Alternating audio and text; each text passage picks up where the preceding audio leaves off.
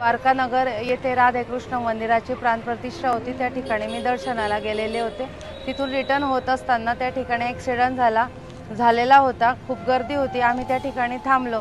त्याच वेळेला तो ॲक्सिडेंट म्हणजे आम्ही येण्याच्या 3-4 मिनिट अगोदर तो ॲक्सिडेंट झालेला असल्यामुळे तेथील बाळाला खैरनार डॉक्टर यांनी मदतीचा हात देऊन त्यांनी लगेच निक्लेस हॉस्पिटलमध्ये नेलं आणि त्या बाळाची जी आजी होती म्हणजे जे मृत जी मुलगी झालेली होती तिची आई, दोघी मुलींच्या आया त्या ठिकाणी रडत होत्या। त्या मागे ऑटो रिक्षामध्ये होत्या। त्या तिथे रडत असताना आम्ही त्यांना धीर दिला आणि त्यांना सुद्धा आमच्या गाडीतून आम्ही हॉस्पिटलमध्ये आणलं। त्यानंतर हॉस्पिटलमध्ये आणल्यानंतर बाळाच्या संदर्भात आम्ही डॉक्टरांशी चर्चा केली। डॉक्टरांनी बाळ वगैरे व्यवस्थित आहे, पण कोणाची साईन घ्यायची, कोणाच्या भरोसे त्याची ट्रीटमेंट सुरू करायची।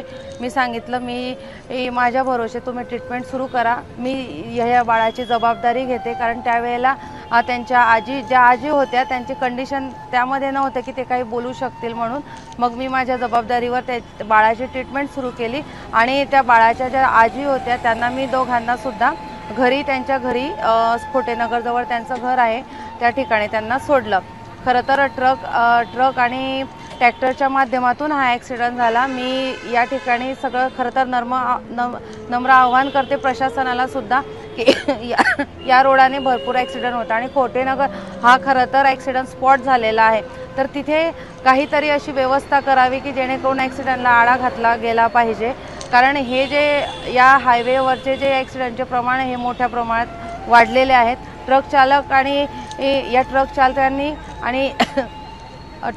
आणि ट्रॅक्टर चालक यांनी सुद्धा खबरदारी घेतली पाहिजे। कारण या ठिकाणी 2 वे आहेत म्हणजे मागून येऊन त्यांनी धडक दिलेली आहे, म्हणजे चुकी या ठिकाणी या ट्रक चालकाची आहे।